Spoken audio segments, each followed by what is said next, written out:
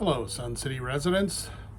This is Rusty Bradshaw with Sun City News and Stuff, and I'm here to give you some information and highlights from the Recreation Centers of Sun City Member Board Exchange meeting that was conducted this morning. And I've got a lot to go through here, so bear with me as I transition from one set of notes to the other. And to start with, Board President Tom Foster made a couple of announcements. He said they have received numerous resumes for the vacant board spots that were not filled in the last election because there were not enough candidates. He said they will be doing interviews later this month and they should have a full board by March.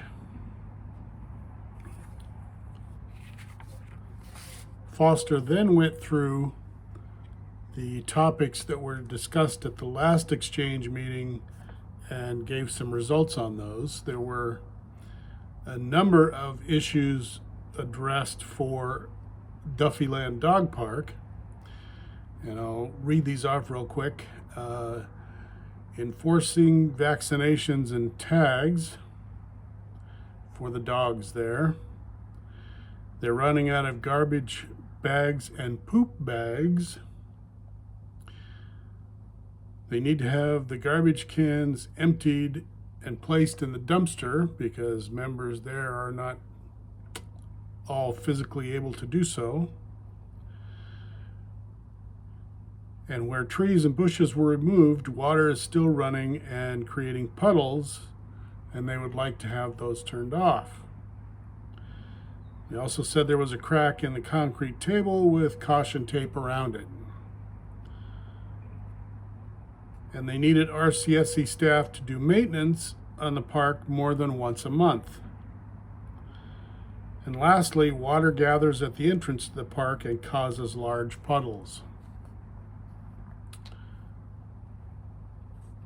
In answer to those, RCSC officials said there is an existing agreement with the Duffyland Dog Park Club from 2024 that requires the club to do what they say they can no longer accomplish.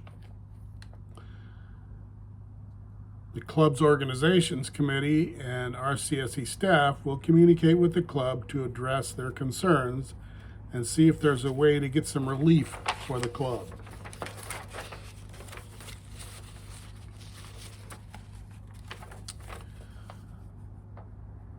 Next, there was, again, a call for a change in the bylaws that states if you're not on the deed to a home and your spouse dies, you don't have to pay PIF or CIF to put the house in your name.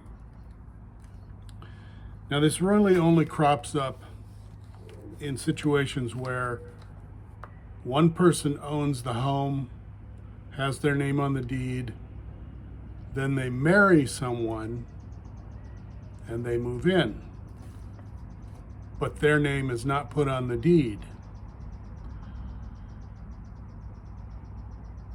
The bylaws working group discussed this issue several times. Transferring the house to a trust can allow ownership to change without paying a PIF fee. Allowing a spouse that was not married to the owner at time of purchase to take sole ownership denies the collection of a PIF fee that the membership relies on for capital improvements. So, and having been on that working group, I can tell you that was a sticky point for all of us involved, but we just felt like applying one exception would just bring more exceptions forward. Now, a simple solution to this issue of someone owning a house with their name on it, then marrying someone, and that person who has their name on the house dies, is before that occurs, they should put the other spouse on the title. That should take care of that. Okay, and another topic, people asked if the RCSC is planning some kind of celebration for the 250th anniversary of the United States. And RCSA officials are working with the community partners on a celebration. They were looking at something close to the Ring the Bell ceremony in July, on July 4th. And they're also going to do something in November to celebrate the opening of the 50-year time capsule in the replica Liberty Bell at Bell Center. And at that time, it sounded as if they were going to reinstall another 50-year time capsule. Someone also suggested adding realtors as another partner listed in the Sun City Update publication that comes out once a month, and it's mailed to homes. Now, realtors are private businesses, and SHOA has a list of realtors as part of their approved partner listing. Someone else suggested creating a committee for issues and have one person present the issue and ideas to the board. In response, RCSC officials said it is important for RCSC members to have direct access to the board at exchanges and to voice their opinions on motions at board meetings. Having a committee such as was suggested would eliminate that direct access. And personally, I think keeping the format as it is now, allowing members to directly talk to the board, either in exchange or the board meeting, is the best option. And another person suggested they revisit the times the board and exchange meetings are conducted. Now they're only conducted at 9 a.m. in the morning. And board members said they were looking into seeing how they could find some flexibility in the meeting schedules so that could be accomplished. That had been done in the past. I remember some night meetings, at least 2 a year, and why that stopped, I'm not certain. Next, Vice President Chris Nettesheim gave an update on the Mountain View renovation project, and the board chose the 3B plus option. It has everything in the 3B option that Triarch presented, except that instead of renovating the clubhouse and the mini golf buildings, they will tear down and build new ones.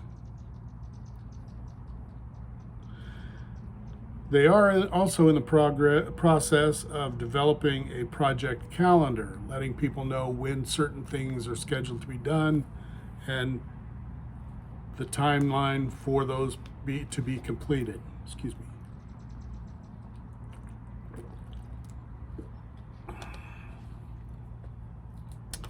Triarch has completed its topographical survey, and they will be re-examining the field survey. The project is now in the schematic design phase, and they're transitioning into a management at risk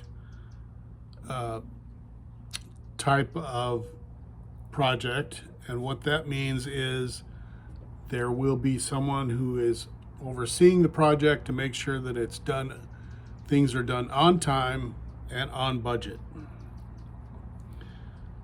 That manager at risk will be Kraus Anderson.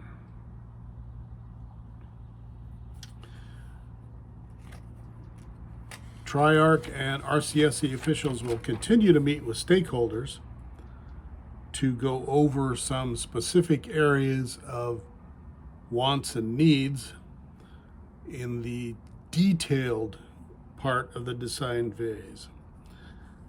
They expect that to take 2 to 4 months.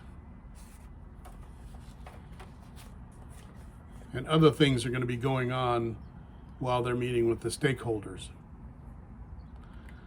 And those will iron out the small details. Those discussions with stakeholders will iron out small details for the design of the project.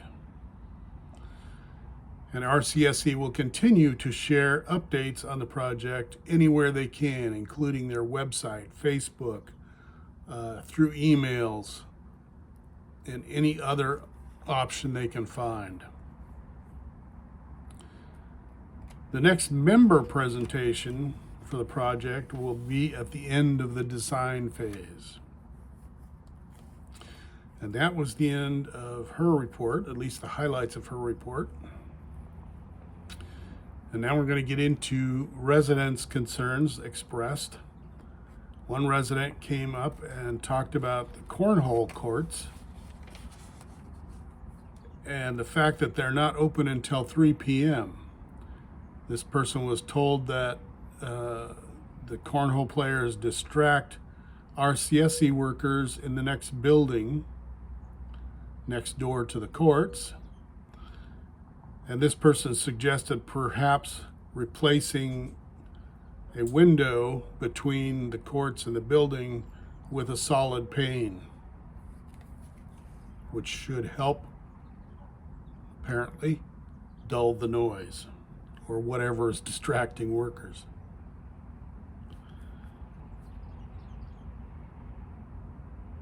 Another resident came up and talked about being confused and said that each meeting is started with the Pledge of Allegiance, which ends with liberty and justice for all. And the Constitution talks about freedom of speech.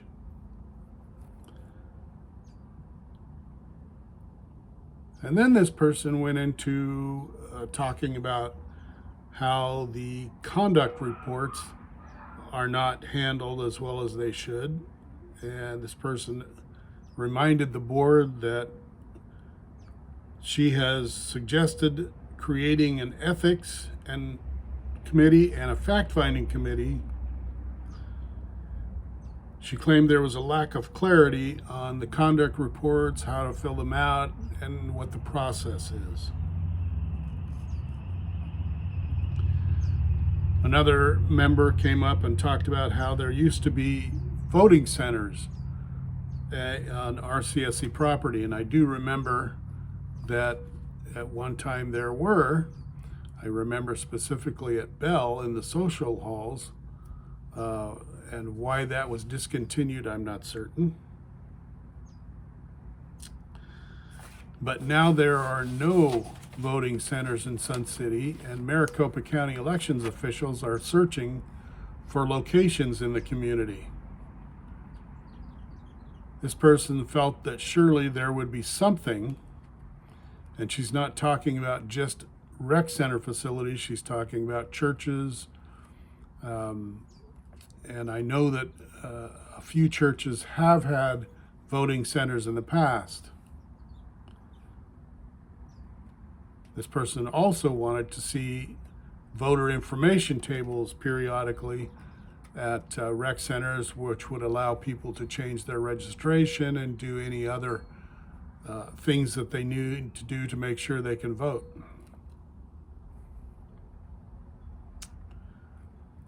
Another member came up and talked about how her husband was not treated well when he went to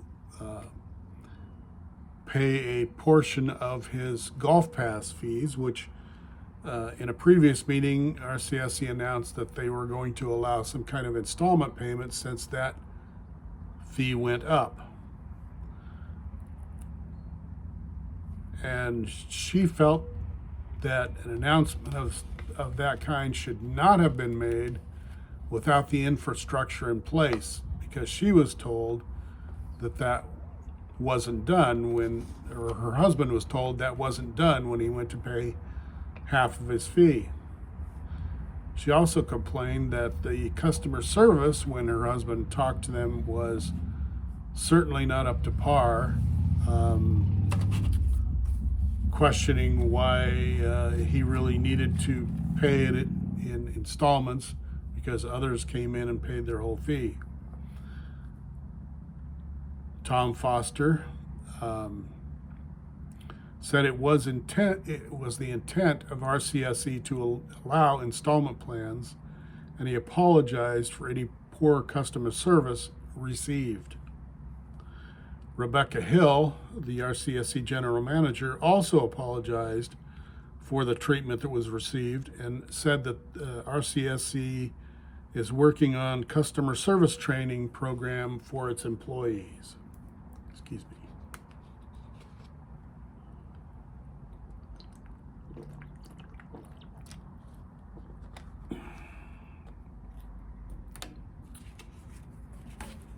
Another member talked about having brought in a guest and how they were treated wonderfully. And this person thanked the board for their responses to his inquiries that were made. But he also implied that the board was fast-tracking Mountain View and he encouraged them to be careful with the information that's provided. The board responded, specifically Preston Keiss, board member, responded by saying the renovation of Mountain View has been discussed for at least 15 years, certainly longer in my experience, and that he didn't feel that they were fast-tracking anything about the project. Another member came up and thanked the board for the work they are doing on Mountain View and their efforts in keeping members informed. Another member asked if there would be a therapy pool at Mountain View, and the answer is yes. This person also asked where the swim groups would go during construction and how can she be a stakeholder to provide her input. And she also mentioned that one water aerobics member was not on the email list for the email blasts from RCSC. Chris Nettesheim said that the board is now at the point where it can start working out where groups and clubs can go once construction starts on Mountain View. She also suggested that this person talk to the Water Aerobics Club to let them know that she wanted to speak. As far as the email list, it was suggested by one board member that Yahoo and Cox, which is administered by Yahoo, have filters that can bounce emails, and apparently those filters are pretty sensitive. So she may be receiving them, but they're getting bounced so that she never sees them. And I've had that happen to me a couple of times on my Yahoo account, so I can attest that that does happen. And another member came up and said that pickleball players were concerned about losing access to their courts at Mountain View and wanted to know if anything was being done to find alternate locations. After hearing from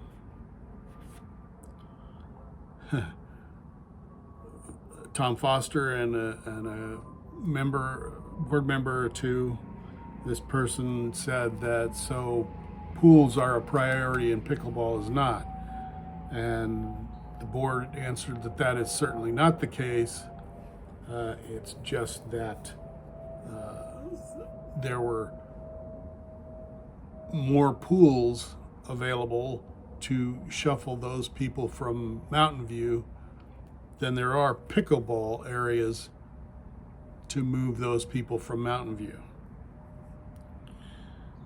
But in response to her questions, Tom Foster said they have only so many resources, and they will just have to bite the bullet to do the best they can to get the job done as quickly and safely as possible. And having covered a number of construction projects over my 42-year journalism career, I can tell you that it's never easy, and people and groups get displaced. And sometimes you just have to do what you can, find other avenues, or you may end up having to take a break. I'm not saying that's going to happen, but it's going to take some work on everybody's part, including the pickleball players, to find alternatives during the construction. Another member came up and said they have also had bad experiences with the cardholder services office, and said that if she had done that in her job, she would have been fired. There would have been no customer service training or anything like that. She would have just been fired. Another member thanked the board for stocking the fish, but he said there is no food for the trout in the lake. He suggested putting feed in the two ponds, and he described a kind of aquatic life form that seems to reproduce very quickly. And he felt that was a more inexpensive solution than just continuing to stock the lake, which will still have to be done, but not as much as they have. These life forms apparently are a good food source for the trout. They're kind of like a shrimp, he described, but that was his suggestion.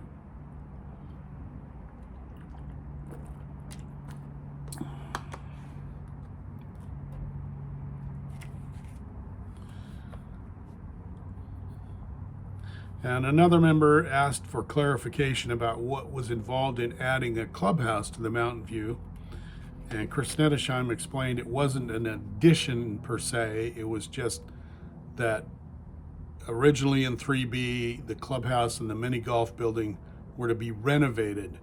Instead, they opted to not renovate, just build from scratch. Another member talked about how the hours at Bell Center are listed as opening at 8 a.m. on Sundays, but when he went in there for breakfast one day, he saw no activity at the bowling lanes, the shuffleboard courts, or the billiards room. And when he asked about it, he was told that those areas don't open until noon. And Mike Diermeyer, RCSC's Director of Operations, said there was low usage on Sunday mornings,